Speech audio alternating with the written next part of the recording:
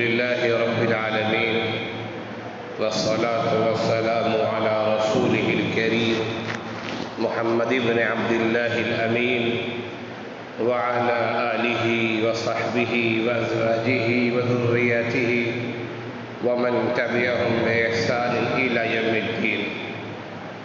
أما بعد، میرے عزیز طلباء اور دینی بھائیوں، آج یوم عرفہ ہے، یعنی ماہ ذی الحجہ کی 9ویں تاریخ ہے، 9واں دن ہے، جسے یوم عرفہ کہا جاتا ہے. اور حاجیوں کے لحاظ سے آج یوم النحر ہے، اس لیے کہ ان کے یہاں 10ویں تاریخ ہے آج، اور وہ حضرات عید کی نماز سے فارغ ہو چکے ہوں گے. حج کے مہینے کی مناسبت سے یقیناً بہت سارے موضوعات ذہن میں آتے ہیں، لیکن ایک موضوع آپ کی خدمت میں پیش کرنا چاہتا ہوں جو ایک نئے انداز کی بات ہے، عام روایتی انداز کے ہٹ کر وہ بات ہے. اور وہ بات یہ ہے کہ حجاج کرام کا اصل تحفہ اور اصل ہدیہ کیا ہونا چاہیے. یقیناً حجاج کرام آتے ہیں، آپ کے رشتہ دار، آپ کے خاندان، آپ کے اہل محلہ، آپ کے اہل شہر میں سے بہت سارے لوگ حج کے لیے آتے ہیں، اور وہ حج کر کے آتے ہیں تو ہدیے کے طور پر عموماً زمزم لے کے آتے ہیں اور کھجور لے کر آتے ہیں. بہت اپنائیت ہے، بہت تعلق ہے، تو اس کے علاوہ اور بھی چیزیں وہ ہدیے میں پیش کرتے ہیں. بعض حضرات تسبیحات پیش کرتے ہیں، بعض حضرات مصلی بھی پیش کرتے ہیں، اور اسی طرح بعض حضرات دیگر چیزیں بھی لاتے ہیں. یقیناً تحفہ تحفہ ہے، ہدیہ ہدیہ ہے. اللہ کے رسول صلی اللہ علیہ وسلم کا ارشاد گرامی ہے، تحاجوا تحابوا، آپس میں ہدیہ دیتے لیتے رہو، اس سے آپس میں محبت بڑھتی ہے، پیار بڑھتا ہے، اپنائیت کا اظہار ہوتا ہے. تو یہ تحائف تو روایتی انداز کے ہیں جو تقریباً سب حاجی لے کر آتے ہیں، یہ محبت اور اپنائیت کی بات ہے. لیکن میں ان باتوں سے یا ان ہدایہ سے ہٹ کر ایک دوسری بات آپ کے سامنے کہنا چاہوں گا، اور وہ یہ کہ حجاج کرام کے لیے اصل ہدایہ اور اصل تحائف کیا ہے. یقیناً آپ بھی اس پہلو پر غور کریں گے تو مختلف باتیں آپ کے سامنے آئیں گی. تو میں نے غور کیا کہ آخر حاجی کا اصل تحفہ کیا ہونا چاہیے. ایک آدمی حج کرنے جا رہا ہے، لاکھوں روپے خرچ کر کے جا رہا ہے، وہ پیسے اس کے اپنے پیسے ہو یا کسی اور کے ہو، لیکن یقیناً کسی نہ کسی کا مال تو خرچ ہو رہا ہے. لاکھوں روپے خرچ کر کے ایک آدمی حج کے لیے آتا ہے، وہاں سے اسے کون سا تحفہ لے کے آنا چاہیے. اس پہلو پہ میں نے غور کیا تو چند باتیں میرے سمجھ میں آئی. پہلی بات تو یہ کہ حاجی کے لیے سب سے بڑا تحفہ یہ ہے کہ وہاں سے وہ حج مبرور لے کر آ جائے. حج مبرور کیا ہے؟ اللہ کے رسول صلی اللہ علیہ وسلم نے فرمایا کہ حج مبرور کا بدلہ جنت کے علاوہ کچھ بھی نہیں ہے. حج مبرور ہے کیا؟ حج مبرور یہ کہ آپ کا حج قبول ہو گیا.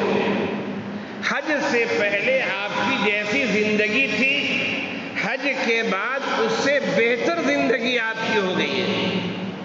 حج سے پہلے آپ نمازوں کے بہت اچھی طرح پابند نہیں تھے.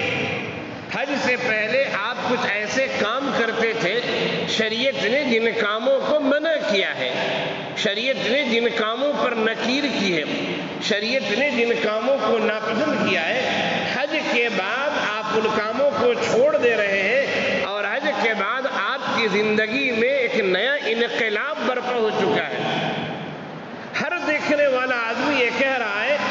کہ حج سے پہلے دیکھو یہ نماز نہیں پڑھتا تھا، حج سے پہلے تو یہ نماز کا بہت پابند ہو گیا ہے۔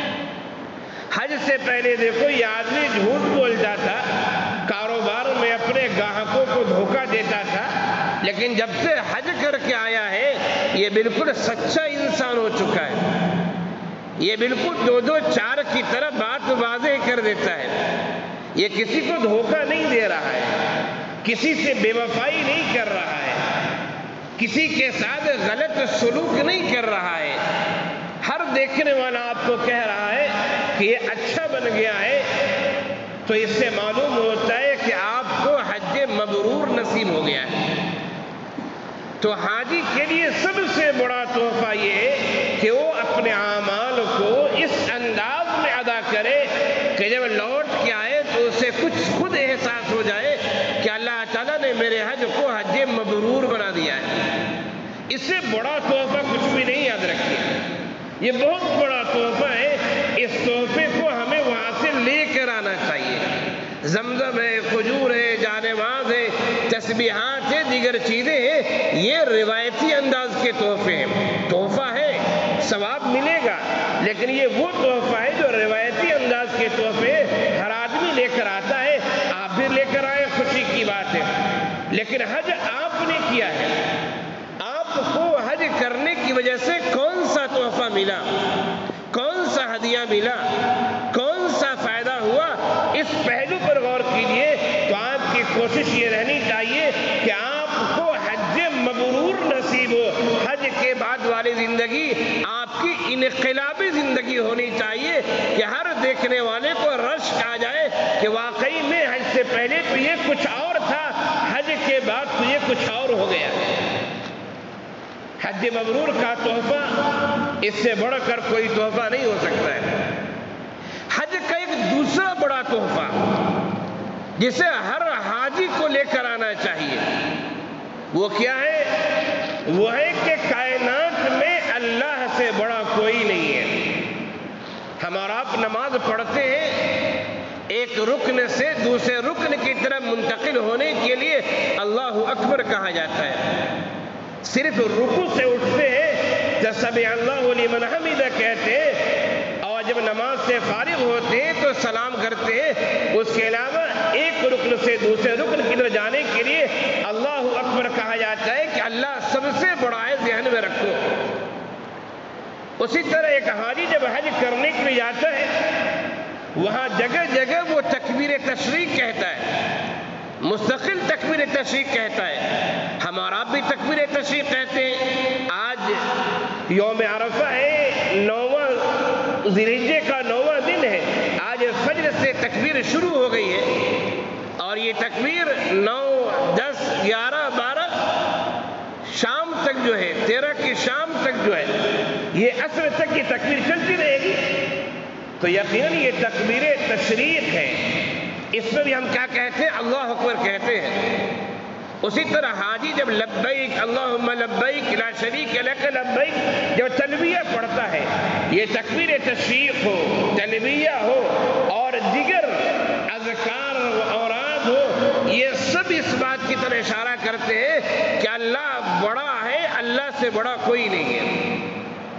ہمیں اور آپ کو نماز کے لیے بلایا جاتا ہے، مؤذن اذان کے الفاظ کہتا ہے، اس کی شروعات ہوتی ہے اللہ اکبر سے کہ لوگوں اپنے کام کاج چھوڑو، لوگوں اپنی نیند کو چھوڑو، لوگوں اپنے کاروبار کو چھوڑو، اللہ سب سے بڑا ہے، وہ اللہ تمہیں اپنی عبادت کے لیے بلا رہا ہے، لوگوں دوڑ کے آؤ، مسجد کی طرف آؤ، نماز کی طرف آؤ۔ تو یہ مظہر جگہ جگہ دیکھنے کو ملتا ہے۔ کون سا مظہر؟ یہ مظہر کہ اللہ بڑا ہے، اس سے بڑا کوئی نہیں ہے۔ تو حاجی جب حج کر کے آئے، یوں تو ہر مسلمان کو یہ اوصاف ہونے چاہیے، لیکن خاص طور سے حاجی جب حج کر کے آئے تو اس کے اندر یہ اعتماد، یہ ایمان، یہ توکل ہونا چاہیے کہ اللہ سے بڑی ذات کسی کی نہیں ہے۔ کائنات میں کوئی بھی ہو، اللہ کی کوئی بھی مخلوق ہو، انسانوں میں کوئی بھی ہو، لیکن اللہ سے بڑا کوئی نہیں ہے۔ اللہ اکبر کبیرہ والحمدللہ کثیرہ۔ وسبحان اللہ بکرۃ و اصیلا، ہم ان تسبیحات کو بھی کثرت سے پڑھتے کہ اللہ بڑا ہے۔ تو حاجیوں کو حرمین سے حج کی تکمیل کے بعد جب واپس آئے تو یہ تحفہ بھی اپنے ساتھ لانا چاہیے کہ ان کا ایمان، ان کا اعتقاد مضبوط ہو کہ اللہ سے بڑی کوئی ذات نہیں ہے۔ عام طور سے اس کا فقدان ہے، کہنے کو آدمی کہتا ہے اللہ سے بڑی کسی کی ذات نہیں ہے، لیکن وہ جگہ جگہ اپنے آپ کو سجدہ ریز کرتا ہوا نظر آتا ہے، کہیں مکانات پہ، کہیں اور دوسری جگہوں پہ، کسی کے دربار میں، کسی کے حضور میں وہ سر جھکاتا نظر آتا ہے، گویا کہ وہ اللہ سے بڑا کسی اور کو بھی مان رہا ہے۔ تو حاجی کا ایک بڑا تحفہ یہ ہے کہ وہ جب لوٹ کے آئے تو کبریائی صرف اللہ کے لیے ہو، یہ کبریائی کسی اور کی نہیں ہونی چاہیے۔ اللہ تعالیٰ کا ارشاد ہے، حدیث قدسی میں یہ بات آئی ہے، الکبر ردائی، کہ بڑاپن یہ میری چادر ہے، اگر کوئی اس چادر کو کھینچنا چاہے گا، اپنے لیے لینا چاہے گا تو ہم اسے ذلیل و خوار کر دیں گے، رسوا کر دیں گے اسے۔ تو پہلا تحفہ میں نے یہ کہا کہ حاجیوں کا ہونا چاہیے کہ وہ حج مبرور لے کر آئے۔ دوسرا تحفہ یہ ہونا چاہیے کہ ان کے اندر اللہ کی کبریائی پر اعتماد اور بھروسہ ہونا چاہیے۔ تیسرا حج کا تحفہ وہ یہ ہے کہ انسان کے اندر سے تکبر ختم ہو کر تواضع اور انکساری آنا چاہیے۔ ایک آدمی جب احرام باندھتا ہے، وہ حج کا احرام ہو یا عمرے کا احرام ہو، خاص طور سے حج کا موقع ہے، اس لیے حج کے بارے میں ذہن میں رکھیے کہ ایک دو نہیں، لاکھوں لوگ ایک طرح کے کپڑے میں ہوتے ہیں۔ مرد حضرات جو کپڑے پہنتے ہیں، دو کپڑے ہوتے ہیں، ایک لنگی ہوتی اسے ازار کہا جاتا ہے، اور ایک کندھے پر چادر ہوتی اسے ریدا کہتے ہیں۔ دو کپڑے ہوتے ہیں، وہ بھی کپڑے سلے ہوئے نہیں ہوتے ہیں، چاہے وہ مشرق کا رہنے والا ہو یا مغرب کا رہنے والا ہو، وہ شمال کا رہنے والا ہو یا جنوب کا رہنے والا ہو، وہ عرب کا رہنے والا ہو یا عجم کا رہنے والا ہو، وہ اونچی ذات پات کا رہنے والا ہو یا سماج اور معاشرے کے لحاظ سے نیچی ذات پات کا رہنے والا ہو، وہ غریب ہو یا امیر ہو، وہ عہد و منصب والا ہو یا ماتحت میں رہنے والا ہو، سب ایک جیسے کپڑے میں ہوتے ہیں۔ آپ فرق نہیں کر سکتے ہیں کون مالدار ہے اور کون غریب ہے، آپ فرق نہیں کر سکتے ہیں کون عہدے والا ہے اور کون بغیر عہدے والا ہے، آپ فرق نہیں کر سکتے ہیں کون کس برادری سے تعلق رکھتا ہے۔ یہ منظر، یہ شکل و صورت، یہ دیدار اور اجتماع کی ایک کیفیت ہمیں جو تعلیم دیتی ہے وہ یہ کہ لوگوں یاد رکھنا، اللہ کے نزدیک مساوات ہے، برابری ہے، یاد رکھنا۔ تم کالے ہو یا گورے ہو، سب ایک طرح لباس میں ہو۔ اور نبی نے فرمایا تھا حجۃ الوداع کے موقع سے، لا فضل لعربی علی عجمی ولا لعجمی علی عربی ولا لاسود علی ابیض ولا لابیض علی اسود الا بالتقوى کلکم بنو آدم وآدم خلق من تراب۔ نبی نے حج کے موقع سے فرمایا تھا کسی عرب کو عجم پر فضیلت نہیں، کسی عجم کو عرب پر فضیلت نہیں، کسی کالے کو گورے پر فضیلت نہیں، کسی گورے کو کالے پر فضیلت نہیں، فرمایا الا بالتقوى، مگر تقوی اور پرہیزگاری کی بنیاد پہ۔ اور فرمایا کلکم بنو آدم، سب آدم کی اولاد ہو، وآدم خلق من تراب، اور آدم علیہ السلام کو مٹی سے پیدا کیا گیا۔ تو حج کا ایک تیسرا اہم پیغام یہ ہے کہ ہمارے اندر تواضع ہونا چاہیے، ہمارے اندر انکساری ہونا چاہیے، ہمارے اندر احترام انسانیت ہونا چاہیے، ہمارے اندر لوگوں کے دکھ اور درد کو سمجھنے کی صفت ہونی چاہیے، ہمارے اندر پیار ہونا چاہیے، ہمارے اندر لوگوں کے تعاون اور ہمدردی کا جذبہ یہ حج کا منظر بتاتا ہے کہ لاکھوں لوگ کھلے آسمان کے نیچے میدان عرفات میں ہیں، لاکھوں لوگ منی کے خیمے میں ہیں، لاکھوں لوگ مزدلفہ میں ہیں، ایک جگہ سے دوسری جگہ جا رہے ہیں، صرف کلمے کی بنیاد پر سب جمع ہوئے ہیں، صرف کلمے کی بنیاد ہے۔ کوئی نہیں جانتا ہے کون بڑا اور کون چھوٹا ہے، ساتھ میں چل رہے ہیں، ساتھ میں دوڑ رہے ہیں، ساتھ میں طواف کر رہے ہیں، ساتھ میں سعی کر رہے ہیں۔ یہ منظر ہمیں تحفہ دیتا ہے کہ احترام انسانیت اپنے اندر پیدا کرو، اپنے اندر مساوات اور برابری پیدا کرو، اپنے اندر سے تکبر نکالو، اپنے اندر تواضع اور انکساری پیدا کرو۔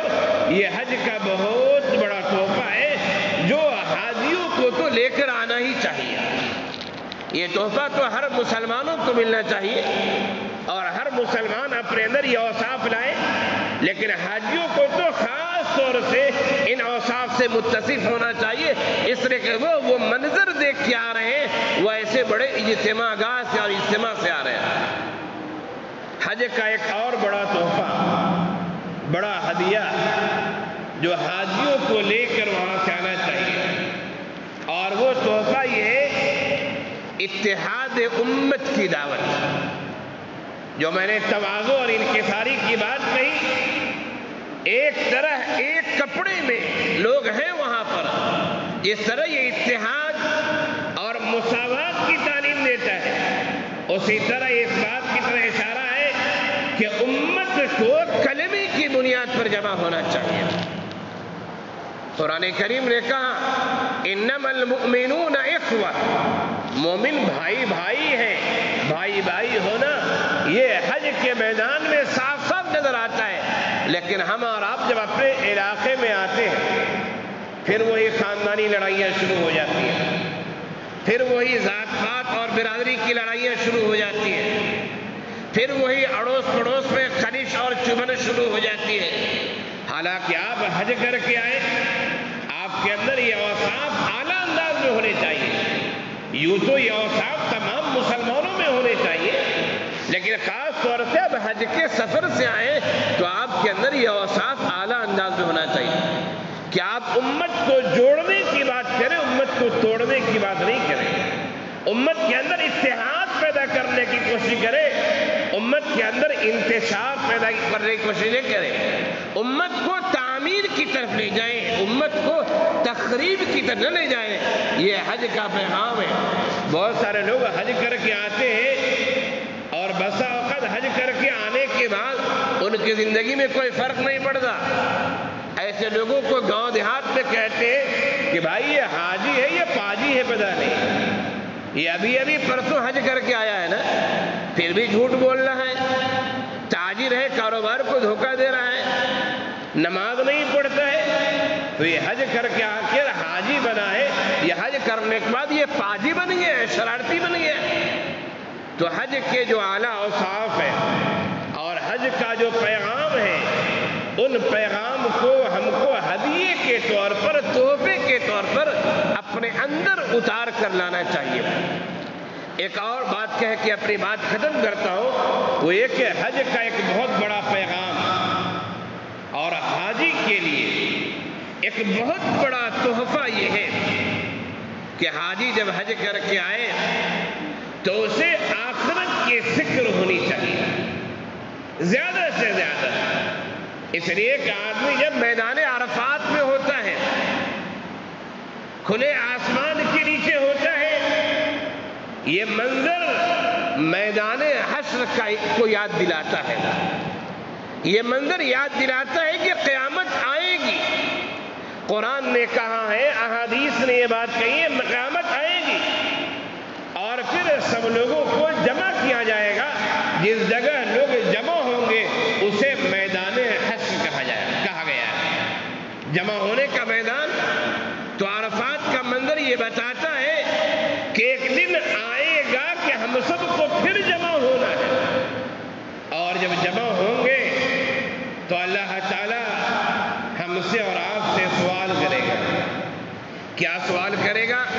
احادیث احادیث میں اس کی تفصیل آئی ہے، میں ان باتوں میں جانا نہیں چاہتا، لیکن اتنا ذہن میں رکھیں کہ ہمیں اور آپ کو مر کر جمع ہونا ہے، جس طرح ہم اور آپ میدان عرفات پہ جمع ہوئے ہیں، تو آخرت کی فکر حاجی کو اور زیادہ ہونا چاہیے۔ لیکن بہت سارے لوگ ایسے ہیں جو حج پر حج تو کرتے جاتے ہیں، لیکن ان کے فکر آخرت میں کوئی اضافہ نہیں ہوتا ہے۔ تو رسمی انداز میں اور روایتی انداز میں حاجی جو تحفے لے کر آتے ہیں، ان تحفوں سے ہٹ کر، ان ہدایہ سے ہٹ کر، میں نے چند باتیں آپ کے سامنے کہی کہ ایک حاجی آئے تو حج مبرور لے کر آئے، ایک حاجی آئے تو کبریائی اور بڑاپن کا اعتماد، ایمان کہ اللہ ہے بڑا، اللہ سے بڑا کوئی نہیں ہے، یہ یقین وہ لے کر آئے۔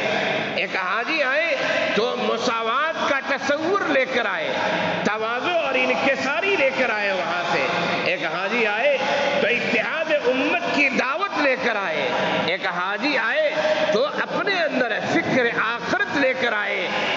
یہ وہ ہدایہ اور تحائف ہیں جن کو ہم مانوی ہدایہ اور تحائف کہیں گے۔ یہ چیز دیکھنے میں نہیں آتی ہے، یہ چیز سمجھی جاتی ہے۔ تو یہ مانوی ہدایہ اور تحائف ہے۔ حجاج کرام کو چاہیے کہ رسمی اور روایتی ہدایہ اور تحائف کے ساتھ ان مانوی ہدایہ اور تحائف کو بھی وہ لے کر آئے۔ اللہ تعالی ہم سب کو بھی حج اور عمرے کی بار بار توفیق نصیب فرمائے، سعادت نصیب فرمائے، اور ہمارے جو بھائی جو اہل ایمان حج کے لیے گئے ہیں، اللہ تعالیٰ ان کے حج کو قبول فرمائے اور ان سب کی مغفرت فرمائے۔ آمین یا رب العالمین۔